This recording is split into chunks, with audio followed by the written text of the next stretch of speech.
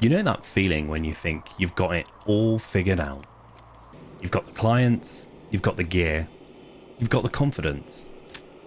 And then one day you look back and think, where did it all go wrong? Today I'm going to share 6 ways that I completely failed as a photographer, so you don't have to make the same mistakes. Or at least, you can make completely new ones.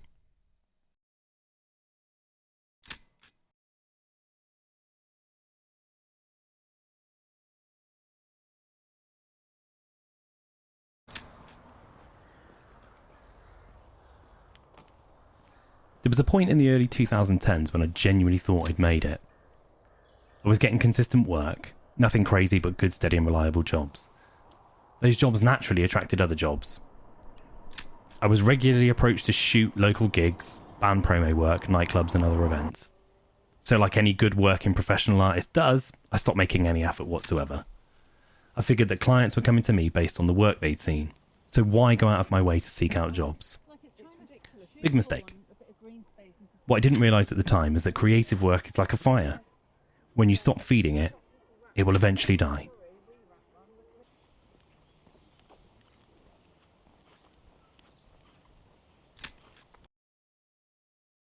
I got complacent. The same gigs, same clients, same safe editing style. And before I knew it, my portfolio looked like the same photo on repeat. The same bands and artists, same nightclubs and venues, same crowds, same atmosphere every week. There was nothing fresh or innovative about what I was making. If you're a photographer and you're in that comfortable stage right now, take it from me. That comfort will quietly kill your creativity. Keep pushing. Keep looking for something new, especially if it feels like you don't need to.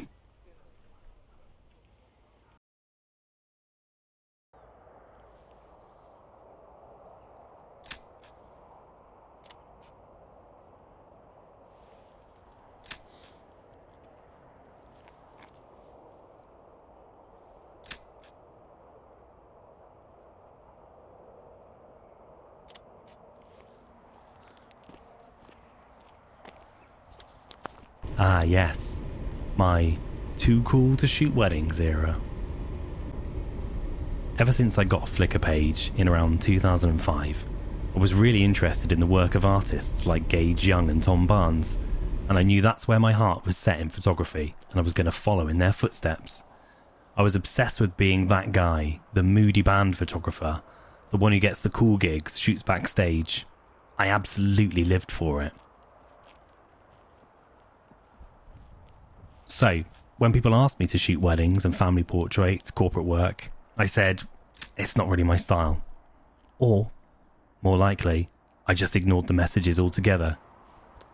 What I was really saying was, I'm too cool to do that. Spoiler alert, I wasn't. And do you know what happened? All the cool gigs dried up.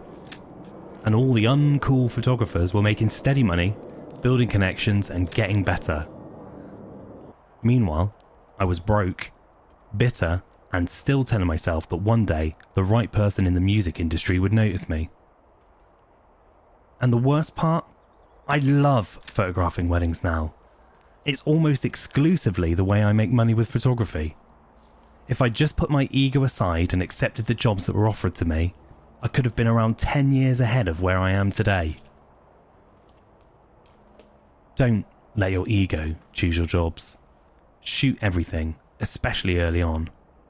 Every gig teaches you something about people, lighting, pressure, or just humility. And who knows, you might even find that you enjoy the things you thought you were above.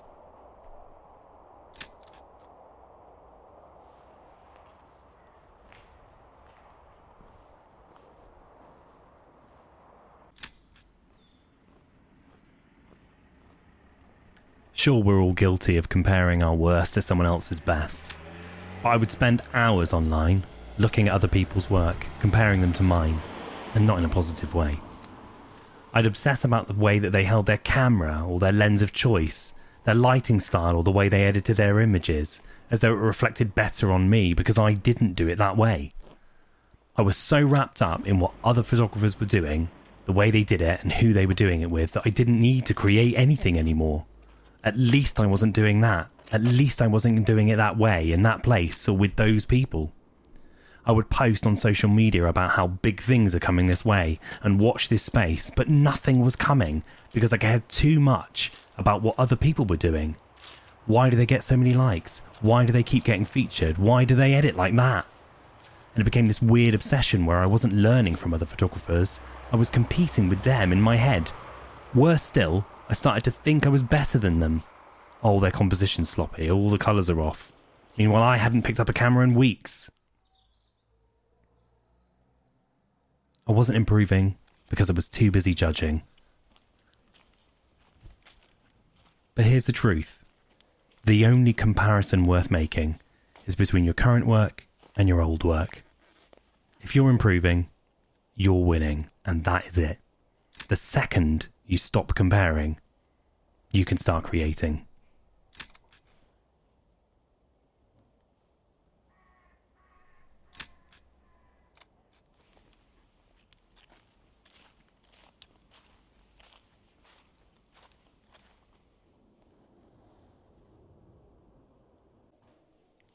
Perfectionism, my old nemesis.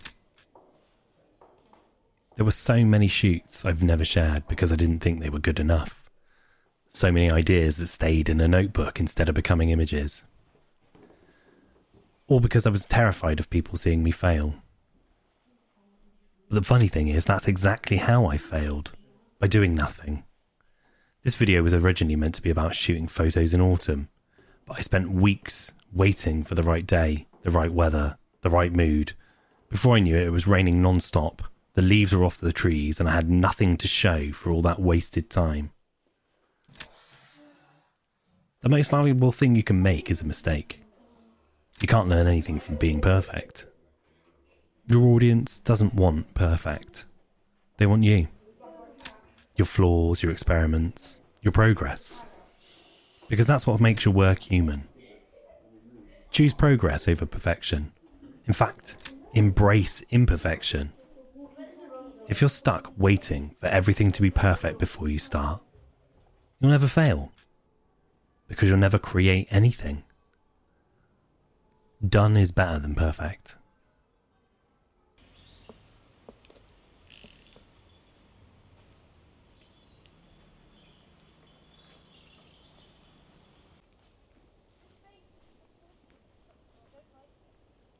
It's too cloudy. It's too sunny. It's too cold. I'll do it tomorrow. I used to make every excuse under the sun, or under the lack of it. And sure, sometimes the conditions really are bad, but some of my best shots came from days where I really didn't want to go out. Because once you're actually out there, with a camera in your hand, those excuses fade away. You can start feeling the creativity again, and you can really see the beauty in the mundane, or the imperfect. Every bad day for shooting is still better than a good day of doing nothing. Don't let the weather, or your mood, or your comfort stop you from creating. Who knows when you might get another chance?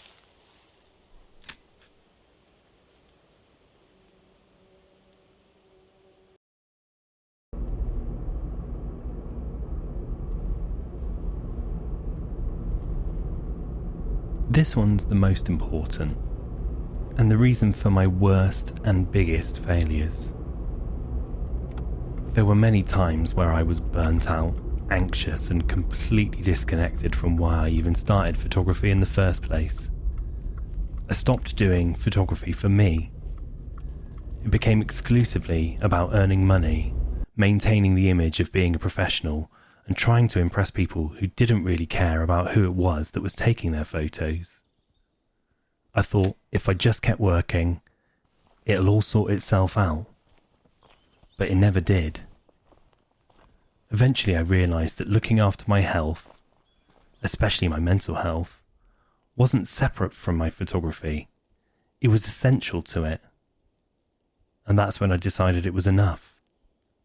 I stepped away from photography as a career and almost never looked back. That's what it took to make me fall in love with photography all over again. No more deadlines, no more pressure of finding new or exciting things to shoot to make sure I was the current thing, and no longer searching for approval for what I was creating. The majority of what I shoot now will never be seen by anyone. Not because I don't think it's good enough, or whether it will create engagement, but because it's serving a different purpose. To be created for the joy and love of creating something.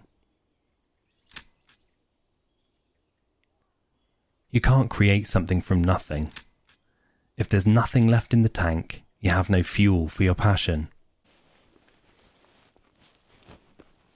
Like all art, photography should add joy and soul to your life, not drain them.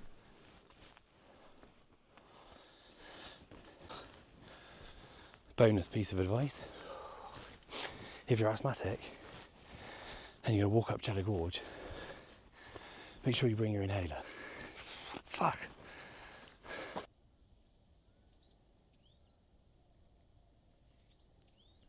So, those are 6 ways I failed as a photographer. Some I struggle with even now, but each one has taught me something. Failure isn't the opposite of success. It's the path to it. And if sharing my mistakes saves even one of you from repeating them, then at least my failure wasn't for nothing. Plus, I've got a catchy YouTube title out of it. If you like this video, hit subscribe, drop a comment about your own photography failures, and remember, don't wait for perfect. Go out and fail. It's all well and good filming these shots, but you've got to walk all the way back and pick up your camera again.